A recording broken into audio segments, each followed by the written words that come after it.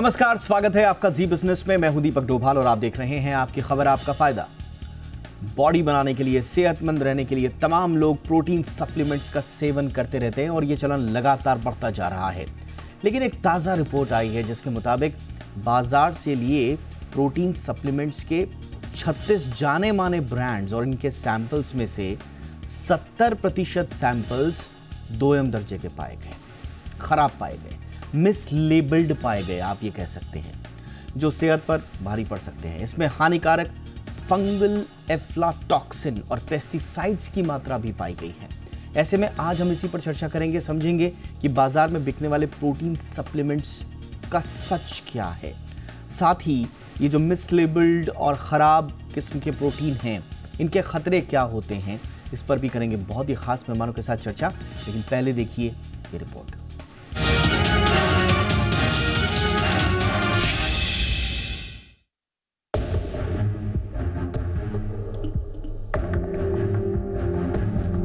आकर्षक बॉडी के साथ शानदार एब्स और बाइसेप्स के लिए अक्सर लोग प्रोटीन सप्लीमेंट्स का सहारा लेते हैं।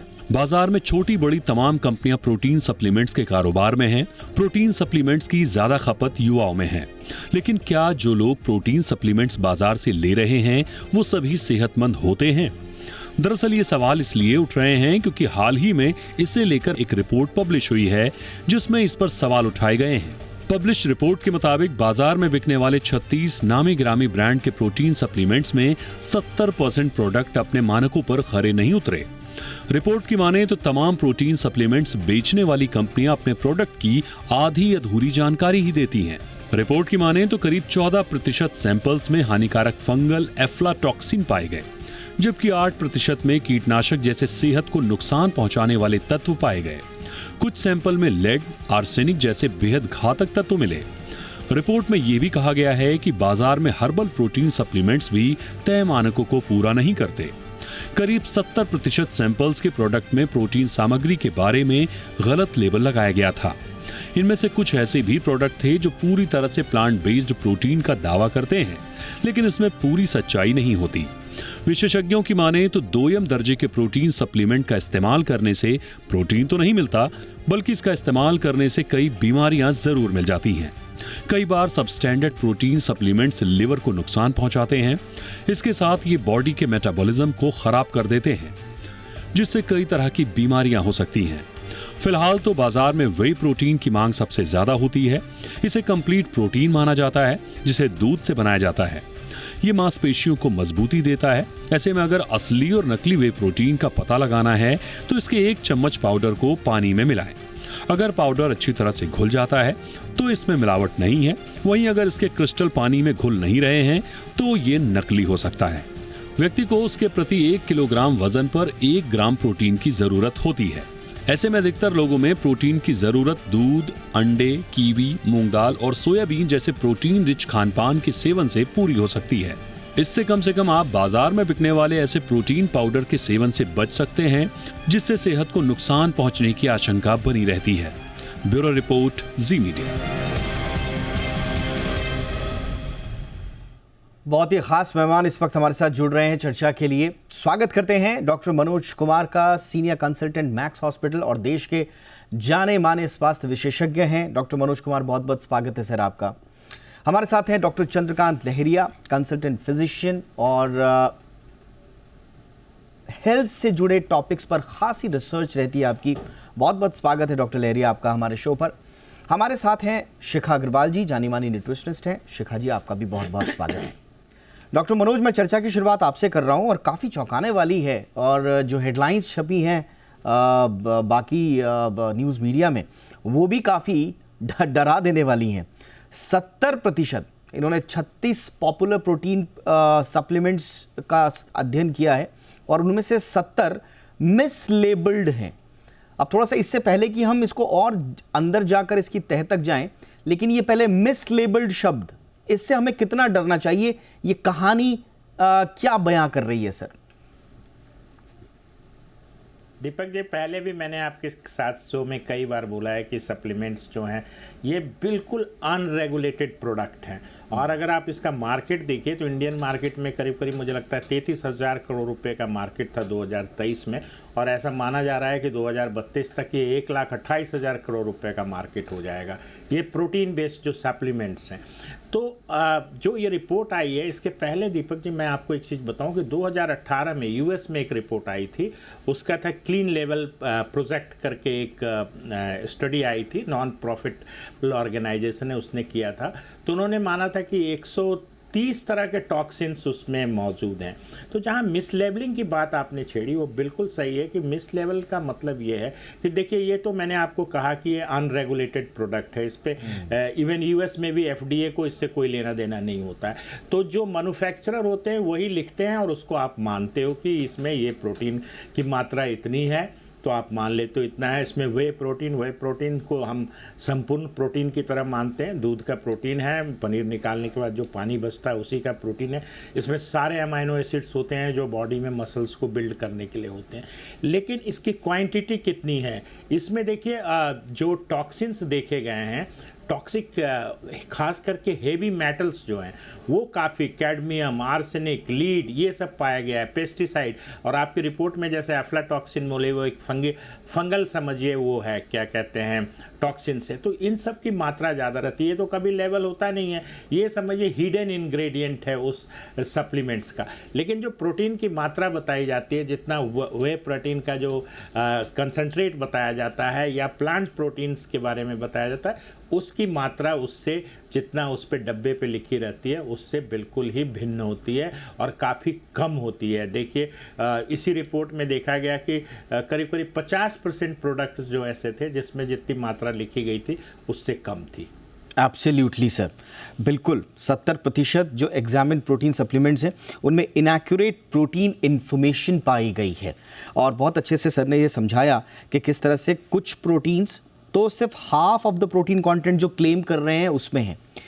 अब डॉक्टर लहरिया, अगर इन डब्बों में प्रोटीन है ही नहीं या जितना बताया जा रहा है उतना प्रोटीन नहीं है, तो क्या है फिर बाकी? तो स्टडी में जो बताया गया है उससे पता है कि उन्होंने एनालाइज किया कि प्रोटीन है कि नहीं है। बाकी क्या कंटेंट और इंग्रेडिएंट दिए गए हैं उसका उसमें जिक्र नहीं किया गया है। लेकिन मुख्य बात आ जाती है कि घूम फिर कर के वो हमारी इंडियन मार्केट के बारे में, चाहे हेल्थ प्रोडक्ट्स के नाम से बेचा जाए या कोई भी प्रोडक्ट्स हैं, जैसा कि डॉक्टर मनोज ने भी बात की कि मार्केट में इतना रेगुलेशन नहीं है। बाकी देशों में आप जाएंगे तो आप देखेंगे कि कोई भी प्रोडक्ट में कोई फॉल्स क्लेम नहीं कर सकता, लेकिन खासतौर से जो अनहेल्दी प्रोडक्ट को हेल्दी प्रोडक्ट बोल के बेचा जाता है। साथ में फूड लेबलिंग की बात आती है कि जो खरीदार है, चाहे वो हेल्थ प्रोडक्ट्स खरीद रहा हो या कोई भी खरीद रहा हो, तो उसको वह मिलना चाहिए जो उसको प्रॉमिस किया गया है। साथ में उसको इसके बारे में सही जानकारी मिलनी चाहिए। तो इसके 2-3 पहलू मैं और जिक्र करना चाहूंगा, जो पुरानी पहली बातें हो चुकी हैं उनके अलावा। एक तो है कि जो इंग्रेडिएंट्स करेक्ट नहीं है, एक बड़ी चिंता का विषय है और जिसको एफएसएसआई को जिसका संज्ञान लेना चाहिए। दूसरी बात आती है कि जो खरीदने वाले होते हैं, जो लोग इसको खरीदते हैं, कोई भी प्रोटीन लेते हैं, वो इसको ओवर द काउंटर सेल होती है तो बिना किसी प्रिस्क्रिप्शन के या बिना किसी की सलाह के खुद खरीदते रहते हैं। लेकिन वो ये नहीं जानते हैं कि इसके जो लेबलिंग होती है, चाहे वो प्रोटीन पाउडर हो या कोई भी प्रोडक्ट हो, उसकी लेबलिंग को कैसे ध्यान से पढ़ा जाए। अगर हमारे देश में लोगों को इस बारे में थोड़ी सी अवेयरनेस लाई जाएगी कि प्रोडक्ट की कोई भी, चाहे वो आप नमकीन खरीद रहे हो, भुजिया खरीद रहे हो या प्रोटीन खरीद रहे हो, उसकी लेबलिंग को पढ़ें और समझें तो आपको उसको वैल्यू समझ में आएगा। तीसरा जो इसका की मैसेज है कि आप उसको ओवर प्राइसिंग कर रहे हैं, क्योंकि अगर आप उसमें प्रोटीन नहीं है उतना, या जो भी प्रोडक्ट आपको मिल रहा है वो उतना नहीं है, अर्थात आपको एक तरह से आप गलत प्राइस दे रहे हैं, एक्सेसिव प्राइस पे कर रहे हैं जो आप प्रोडक्ट खरीदना चाहते हैं। और चौथी बात आती है हार्मफुल इफेक्ट की। तो हमें उसकी जागरूकता नहीं है, लोग इन चीजों को खरीदते हैं, हर्बल प्रोडक्ट्स को जिनके टेस्टिंग प्रॉपर नहीं होती है। तो इन सारे मुद्दों को निश्चित रूप से मल्टीपल लेयर्स में देखना होगा रादर देन वन लेवल पर। Absolutely sir. और आपने हर्बल प्रोडक्ट का जिक्र किया जिस पर इस रिपोर्ट में भी खास तौर से तवज्जो दी गई है। शिखा जी, ये रिपोर्ट कहती है, ये फाइंडिंग कहती है पर्टिकुलरली कि most Indian made herbal protein based supplements were of poor quality. अब ये हर्बल के नाम पर तो ऐसा लगता है कि साहब कुछ भी सब कुछ बिल्कुल साफ सुथरा और स्वच्छ है, हर्बल कह दिया तो भाई बाकी कुछ कहने की आवश्यकता ही नहीं है। लेकिन इसमें तो ये बता रहे हैं कि some of these supplements contain liver toxic botanicals. ये हर्बल के नाम पर ये जो बेचा जा रहा है, ये भी खतर, ये अब निगरानी कैसे हो? डॉक्टर लहरिया बिल्कुल सही कह रहे हैं कि फसाई को इसमें आना होगा, लेकिन कैसे, कितना सीरियस आपको लगता है ये मैम? ये काफ़ी सीरियस है। एक्चुअली पहले मैं कुछ और बताना चाहूँगी। ये प्रोटीन होता क्या है? जैसे हमारी बिल्डिंग कैसे बनती है? छोटे-छोटे ईंट से बनती है, तब इमारत खड़ा होता है। वैसे हमारे बॉडी में छोटे-छोटे ब्लॉक्स होते हैं, उस प्रोटीन के, उससे हमारा बॉडी बनता है। इन ब्लॉक्स को अमाइनो एसिड बोलते हैं। 20 तरह के अमाइनो एसिड होते हैं, जिनसे प्रोटीन बनता है। 9 एसेंशियल होते हैं, जिसको हमें आउटसोर्स करना पड़ता है, बाकी बॉडी खुद बनाता है। प्रॉब्लम ये है कि प्रोटीन का फंक्शन बहुत है, रिपेयर, रिकवरी, एंजाइम्स बनाना, हार्मोन्स बनाना, इम्यूनिटी के लिए बहुत फंक्शंस हैं। प्रॉब्लम ये है कि ये जो इंडस्ट्री है, वेट लॉस इंडस्ट्री, इन्होंने क्या कर दिया है, प्रोटीन को वेट लॉस से एसोसिएट कर दिया है। और क्योंकि वेट लॉस एसोसिएट कर दिया है, लोग वेट लॉस के नाम पर कुछ भी करने को रेडी होते हैं। ये जो हर्बल सप्लीमेंट्स है, ये जो आयुर्वेदिक सप्लीमेंट्स है, ये एफडीए अप्रूव नहीं होते हैं, तो ये अकाउंटेबल नहीं है अगर इनमें कुछ भी स्टेरॉइड्स होता है या कुछ भी प्रॉब्लम होते हैं।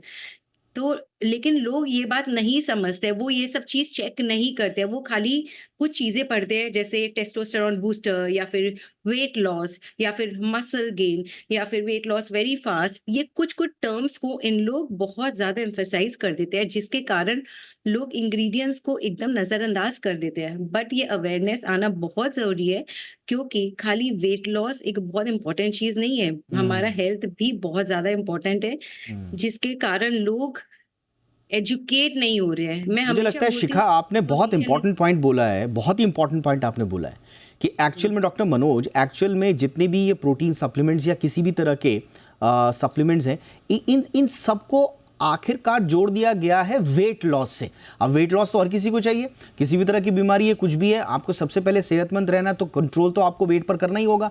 और प्रोटीन खाते रहिए साहब, ये वाला प्रोटीन खाइए, लीन प्रोटीन खाइए, फलाना प्रोटीन खाइए, तो आपका वेट लॉस हो जाएगा। इस चक्कर में लोग इस तरह के प्रोटीन्स, और मेरा कंसर्न ये है डॉक्टर मनोज कि ये जाने माने ब्रांड्स हैं जिनके सैंपल्स इन्होंने लिए हैं 36। बाकी जो प्रोडक्ट बिक रहा है मार्केट में, बाकी जो, उनकी तो कहानी पता ही नहीं है। तो ये तो जो सबसे अच्छे कहे जाते हैं, उनकी अगर 70% कहानी खराब है, तो बाकी स्थिति क्या होगी? बिल्कुल दीपक जी, देखिए बॉटम लाइन तो यही है कि अगर आप प्रोटीन सप्लीमेंट यूज़ कर रहे हैं तो you are using a very unregulated product. इसमें बहुत सारे हिडन इंग्रेडिएंट हैं, बहुत सारे क्या कहा जाए कि हार्मफुल चीज़ें भी इनकी इंग्रेडिएंट है। तो जो उन्होंने कुछ जो रिपोर्ट्स आई है उन्होंने कुछ ब्रांड बताए हैं, कुछ इंटरनेशनल ब्रांड हैं जो अपने आप को बोलते हैं कि हम फाइटोप्रोटीन्स यूज़ करते हैं, उनका भी नाम दिया है उन्होंने, मैं नाम नहीं लूँगा, उनका नाम लिया हुआ। और ये सारे बहुत ही, कुछ लोग तो कुछ ऐसे प्रोडक्ट्स हैं जिनकी की मार्केटिंग होती है, मार्केटिंग चेन बनी हुई है, लोगों के घर घर में वो पहुँच जाती है। तो मेरा कहना है कि देखिए, जब ये ऐसे प्रोडक्ट हैं, और आपने सही कहा कि जो जिनका ब्रांड नहीं है उनमें क्या है ये कहना बड़ा मुश्किल है। बट देखिए, एक लॉजिक ऐसा होता है ना कि अगर आप नेचुरल प्रोटीन लेते हैं, जैसे आप चिकन लेते हैं, मटन लेते हैं, तो उसमें साथ साथ कुछ फैट जाता है। तो एक कंसेप्ट आया कि आप इस तरह का प्रोटीन लेंगे, हुए प्रोटीन या जो हम डब्बे में बना के आपको प्रोटीन दे रहे हैं, उसमें फ़ैट कंटेंट बहुत कम रहेगा। लेकिन सच बात है कि बहुत ज़्यादा में, कम से कम आप एक स्कूप, अगर आप देखिए, कुछ ऐसे भी उन्होंने ब्रांड बताया जो मेडिकल प्रोफेशन में भी प्रेस्क्राइब किया जाता है, जिसका आप टीवी पे भी बहुत बार ऐड देखते होंगे, उनको भी उन्होंने वर्स्ट ब्रांड कहा है। तो इसका मतलब उसमें शुगर कंटेंट, एक स्कूप में इतना शुगर है जो कि हार्मफुल हो सकता है।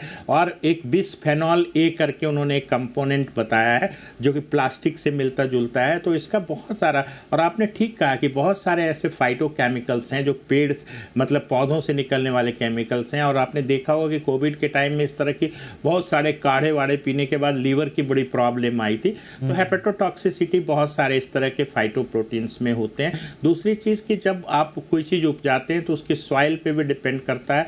खास करके उन्होंने ये भी बताया कि इवन ऑर्गेनिक फाइटोप्रोटीन्स जो हैं उनमें भी बहुत सारे कंटेमिनेंट थे। तो मुझे ऐसा लगता है काफ़ी रेगुलेशन की ज़रूरत है और इस सेक्टर को जल्दी से जल्दी रेगुलेट करना पड़ेगा, क्योंकि घर घर में पहुंच रहा है। खास करके हमारे जो युवा हैं, जो अभी ज़्यादा सुंदर सुडौल दिखना चाहते हैं और जो जिम भी गोवर्स की संख्या बढ़ी है, तो मुझे लगता है कि वहाँ पे सप्लीमेंट्स में और भी तरह तरह के हार्मोनल स्टेरॉइड्स, सिल्डेनाफिल, इस तरह की चीज़ें भी सप्लीमेंट में ऐड करी जा रही है। तो मुझे लगता है it is high time to regulate this industry. Absolutely. और ये देखिए, एक तो informed decision about your dietary choices, ये एक राइट है मेरा एज अ सिटीजन। और अगर मुझे वो नहीं मिल रहे और अगर स्टडीज़ बता रही हैं कि जो मुझे बताया जा रहा है उसकी लेबलिंग ही सही नहीं है, तो ये तो सीधा सीधा एक नागरिक अधिकारों के साथ हनन है। सबसे पहले तो यहाँ पर इंटरवीन करने का मामला बनता है। दूसरा, आपका डेली प्रोटीन इंटेक कितना है, कैसा है, इस पर कहा तो ये जा रहा है कि साहब मेडिकल कम्युनिटी एजुकेट करे पब्लिक और पोटेंशियल जो बेनिफिट्स और हार्म्स हैं डाइटरी सप्लीमेंट्स के। बट मैं कहता हूँ कि मेडिकल कम्युनिटी क्या कर लेगी इसमें? अगर सरकार का कोई रूल नहीं है, सरकार का कोई रोल नहीं है और सरकार का कोई इंटरवेंशन नहीं है, तो मेडिकल कम्युनिटी 1-on-1 बैठा के रोज़ थोड़े ना बताएगी। ये तो मुझे लगता है कि ये टॉप लेवल पे फसाई और बाकी जो स्वास्थ्य से जुड़ी हुई एजेंसीज़ हैं उनको तुरंत आकर इस पर एक्शन लेना चाहिए। जो भी है दूध का दूध पानी का पानी करें। बड़े बड़े ब्रांड्स बिक रहे हैं, बड़े बड़े ब्रांड्स अपने दुकान खोलकर बैठे हुए हैं और लोग आंख बंद करके उन पर विश्वास कर रहे हैं। और उनकी स्थिति अगर ये है तो फिर एक जांच तो ज़रूर होनी चाहिए। एक छोटे से ब्रेक के लिए मैं रुक रहा हूँ, फटाफट लौट रहे हैं, कुछ और सवाल लेंगे हमारे तीनों मेहमानों से। देखते रहिए आपकी खबर आपका फ़ायदा।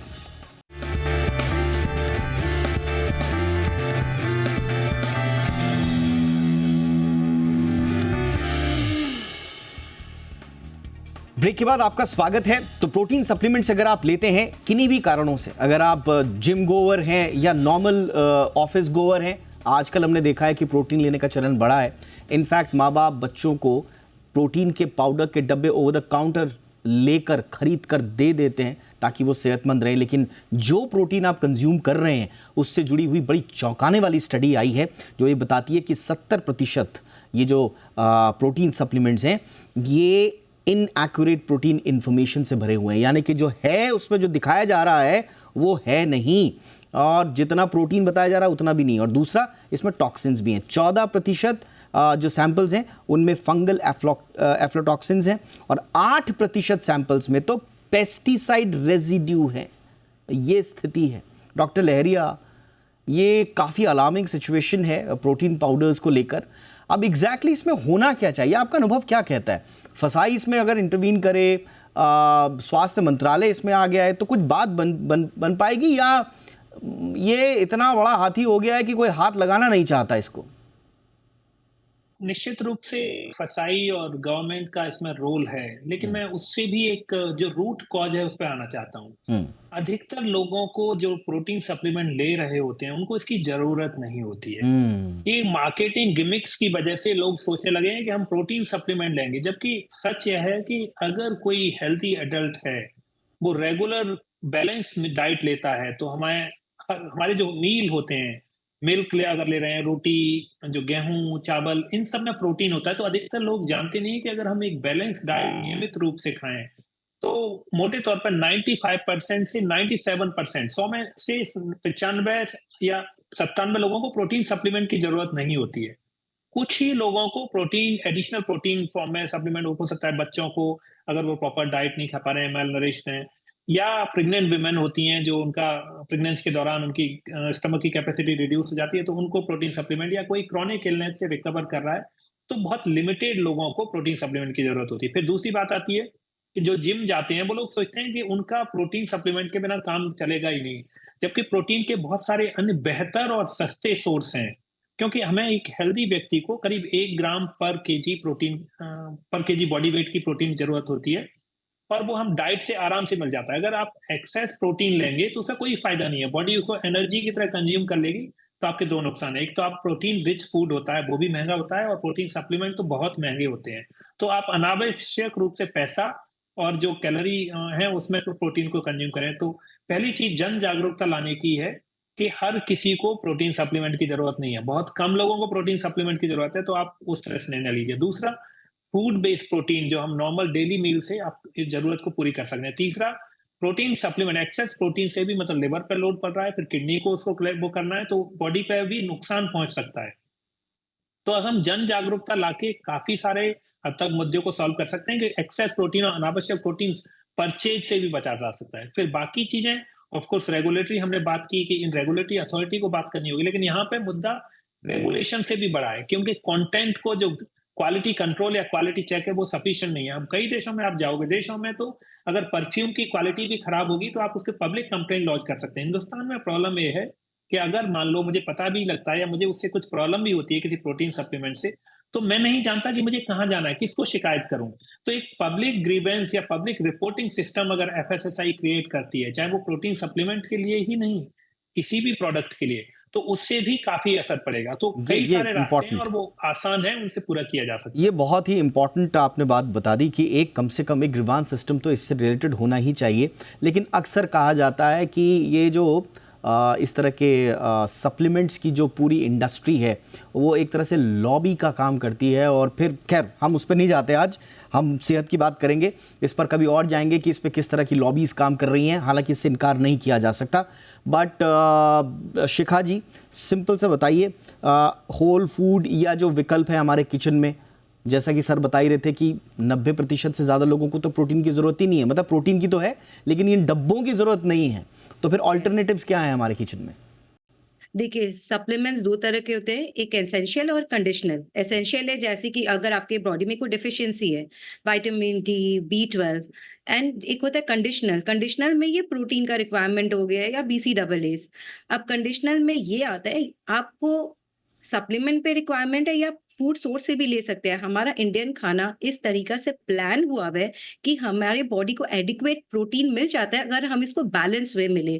जैसे राइस का कॉम्बिनेशन दही के संग बना हुआ है या फिर कड़ी के संग या फिर दाल के संग बना हुआ है या फिर रोटी का कॉम्बिनेशन दाल के संग बना हुआ है। किसी में कुछ एसेंशियल अमाइनो एसिड है, कि ग्रेन्स में कुछ एसेंशियल अमाइनो एसिड है। अगर हम हमारे हर मील में कुछ प्रोटीन को इंक्लूड करें तो उसका जो बायो अवेलेबिलिटी है हमारे बॉडी में वो बहुत अच्छे तरीके से होता है।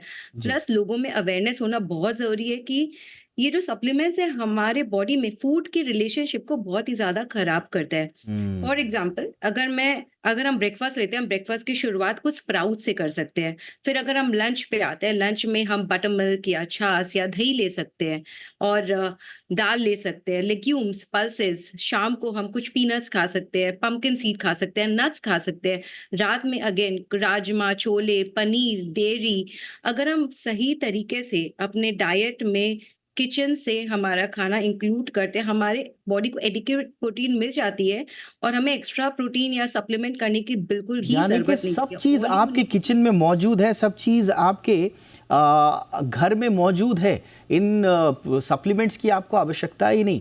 डॉक्टर मनोज, आपका क्लोजिंग रिमार्क सर उन लोगों के लिए, खासतौर से युवाओं के लिए जो बिल्कुल मंत्र मान चुके हैं कि अगर आपने प्रोटीन नहीं खाया साहब तो ना आप सेहतमंद रह पाएंगे, ना आप वेट लूज कर पाएंगे, ना आप बॉडी बना पाएंगे, ना आपके चेहरे पर ग्लो रहेगा।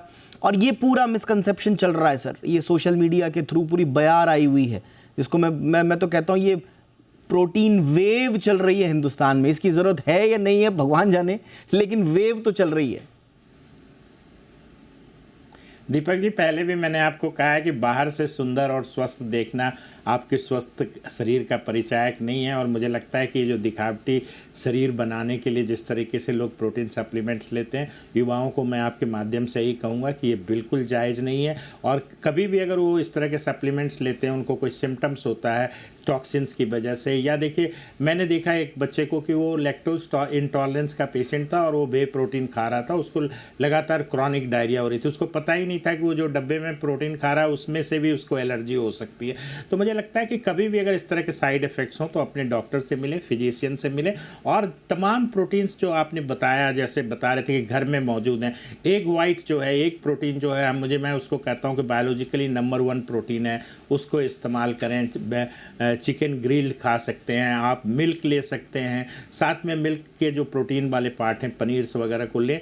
और मुझे लगता है कि ये डब्बे में बंद प्रोटीन आपके लिए, सेहत के लिए बिल्कुल हानिकारक है। और मुझे लगता है कि प्रोटीन शेक का जो कल्चर है उसको चेंज कीजिए, घर से नेचुरल और खाने में प्रोटीन का कंटेंट बढ़ाएं। एब्सोल्युटली। तो ये हैं उन लोगों के लिए मंत्र जो सोचते हैं कि साहब अगर डब्बे वाला प्रोटीन नहीं खाया तो फिर उनका जीवन भी क्या जीना है। तो प्लीज़ कम से कम इन अवधारणाओं से बाहर आएं।